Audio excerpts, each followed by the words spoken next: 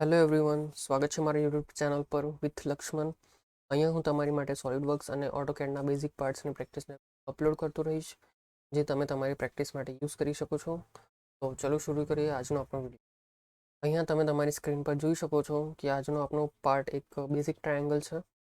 એનો અહીંયા આગળ રાઇટ વ્યૂ આપેલો છે, ફ્રન્ટ વ્યૂ આપેલો છે અને ફાઇનલ 3D પ્રિવ્યૂ આપેલ છે. અહીંયા આગળ રાઇટ પ્રિવ્યૂમાં આપણે જોઈ શકીએ છીએ એક એંગલ આપેલી છે. ઓલ સાઇડ ઇક્વલ ટ્રાયેંગલ આપેલો છે. નો આડો ડાયમેન્શન છે 30 mm નો. વચ્ચેની જે ગેપ છે એ 30 mm છે. ગેપ છે એની હાઇટ રહેશે પણ તમે ફ્રન્ટ વ્યૂમાં જોઈ શકો છો.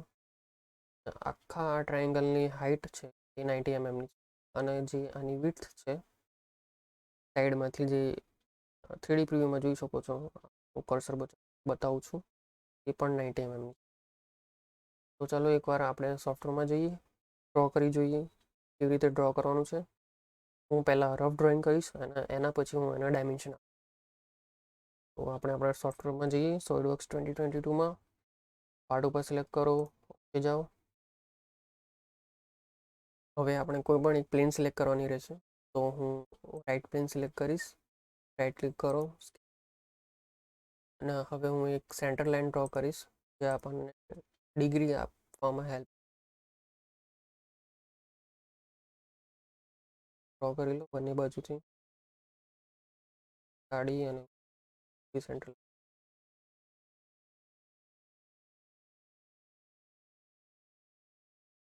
લાઈન ડ્રો કરી લીધી છે.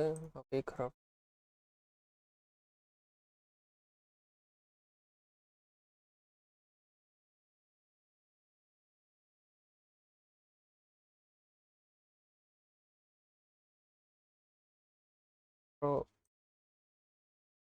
ટ્રાયેંગલ કમ્પ્લીટ થઈ ગયું છે.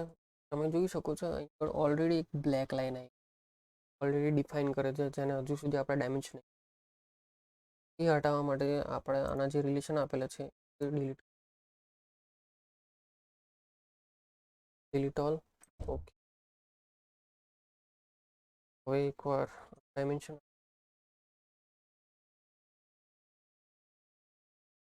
ડાયમેન્શનમાં જાઓ. 25 mm 30 mm છે એમની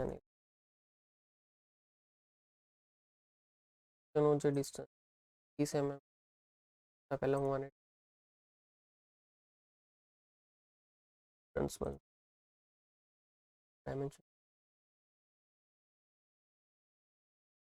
ડાયમેન્શન હટાવી દો. એકવાર હું જે ડાયમેન્શન છે એ 113 ડિગ્રી છે. ડિગ્રીનો ડાયમેન્શન આપી દો. તમે જોઈ શકો છો કે નીચેની લાઈન ઉપરની લાઈન પ્રમાણે થઈ. તો આને હટાવવા માટે એક રિલેશન આપી દો. પોઈન્ટ જો કોઇન્સિડન્ટ કરો.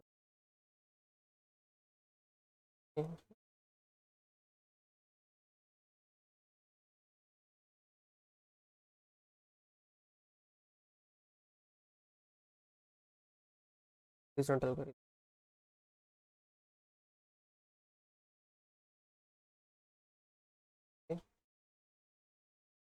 રિલેશન અપાઈ ગયો. હવે આને આપણો ફાઇનલ ડાયમેન્શન આપી દઈએ. તો સ્માર્ટ ડાયમેન્શન પર જાઓ અને આની 90 mm પછી 3 mm સ્ક્વેર બ્લોક છે પરનો જે ગેપ છે mm છે. ઓકે, તમે જોઈ શકો છો કે સેન્ટર લાઇનથી આ થોડું સાઈડમાં સ્માર્ટ ડાયમેન્શનથી એક્ઝિટ કરો. પર આપણે રિલેશન આપી દઈએ કોઇન્સિડન્ટ કરી. સેન્ટરમાં આવી ગયો. હજુ પણ તમે જોઈ શકો છો કે આપણો ડ્રોઈંગ હજુ બી અંડર ડિફાઇન છે. તો એની માટે હું ફાઇનલ આડી લાઈનને બંને લાઈનને હું ઇક્વલ કરી દઈશ. ફાઇનલી આપણું 3D ટ્રાયેંગલ કમ્પ્લીટ થઈ ગયું છે, ફૂલી ડિફાઇન. તો હવે આપણે આની વિડ્થ આપવાની રહેશે. ફીચર્સમાં જાઓ, એક્સટ્રુડેડ બોસ બેઝમાં સિલેક્ટ કરો. 90 mmની આની વિડ્થ 90 mm આપો, એન્ટર આપો. જે ઓપોઝિટ સાઈડમાં જાય છે ડ્રોઈંગની ડાયરેક્શનમાં જાઓ, એની પર એકવાર ક્લિક કરો તો એની ઓપોઝિટમાં જતું રહેશે. ઓકે આપી દો. હવે એકવાર આપણી ડ્રોઈંગ જોઈ લઈએ. ડ્રોઈંગમાં તમે જોઈ શકો છો ફ્રન્ટ વ્યૂમાં કે આપણા વચ્ચેના જે સ્ક્વેર બ્લોક્સ છે એ બનાવવાના, જે કટ આપેલા છે. તો એની માટે આપણે ફ્રન્ટ પ્લેન સિલેક્ટ કરીશું, જે સેન્ટરમાંથી આવશે, અને સ્ક્વેર બ્લોક્સ એની ઉપર બનાવીશું અને પછી એને કટનો ફીચર આપી દઈશું. તો આપણો ફાઇનલ ડ્રોઈંગ આપણી સામે આવી જશે. ચલો એકવાર ફ્રન્ટ પ્લેન તમે જોઈ શકો છો, ફ્રન્ટ પ્લેન ઉપર ગયા, સેન્ટરમાં આવે છે. તો હવે એની પર રાઈટ ક્લિક કરીને સ્કેચ આપો. આપ્યા પછી ઓબ્જેક્ટને સિલેક્ટ કરો, કન્વર્ટ એન્ટિટીઝ કરો. તો ઓબ્જેક્ટની ફરતે એક આઉટલાઇન ક્રિએટ થઈ જશે. એના પછી તમે એક રાઈટ સાઈડની લાઇન સિલેક્ટ કરો, ઓફસેટ એન્ટિટીઝ આપો. તમે જોઈ શકો ઓબ્જેક્ટની બહાર આપણી લાઇન જાય છે. માટે રિવર્સ ઉપર સિલેક્ટ કરો, 30 mmની લાઇન અંદરની સાઈડ. સેમ પ્રોસિજર, લેફ્ટ સાઈડની લાઇન સિલેક્ટ કરો, ઓફસેટ એન્ટિટીઝ આપો. ઓબ્જેક્ટની બહાર લાઇન જાય છે, રિવર્સ કરો 30 mm અંદરની સાઈડ.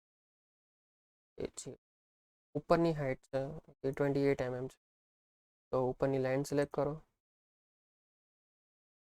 એન્ડ સિલેક્ટ કરો, ઓફસેટ એન્ટિટીઝમાં જાઓ, 28 mm. તમે જોઈ શકો છો એ ઓબ્જેક્ટની બહાર જાય છે, રિવર્સ આપો, અંદર આવી જશે. સેમ પ્રોસિજર નીચેની લાઇન માટે, એની લાઇન સિલેક્ટ કરો, ઓફસેટ એન્ટિટીઝ આપો, લેન્થ છે 15 mm. જે બહાર જાય છે એને રિવર્સ કરો, ઓબ્જેક્ટની અંદર. ફાઇનલી જે બ્લોક્સ જે બનાવવાના હતા એ આપણે બનાવી દીધા છે. હવે ટ્રીમ એન્ટિટીઝ કરીને એક્સ્ટ્રા લાઇન કટ કરી દઈએ.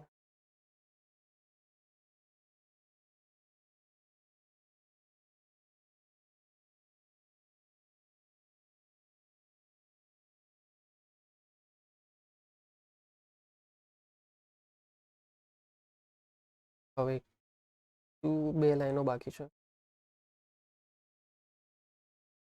હું 2 લાઈન કટ કરી નાખીશ તો આ ડાયમેન્શનનું જે કન્સિડર જ્યાંથી લાઈન લીધી છે એ પણ હટી જશે. તો હું રહેવા દઉં છું. તો ફીચર્સમાં જાઓ, એક્સટ્રુડેડ કટમાં જાઓ. અહીંયા આગળ પૂછવામાં આવશે સિલેક્ટેડ કોન્ટુર્સમાં કયા 2 બ્લોક્સ લેવાના. તો તેનો એક બ્લોક સિલેક્ટ કરીશ અને ઉપરનો તમે જોઈ શકો છો એક સાઈડમાં જાય છે. માટે ટુ ઓલ બોથ કરીશું તો ઇક્વલી બંને બાજુથી કટ કરશે. કર્યા પછી ઓકે કરો.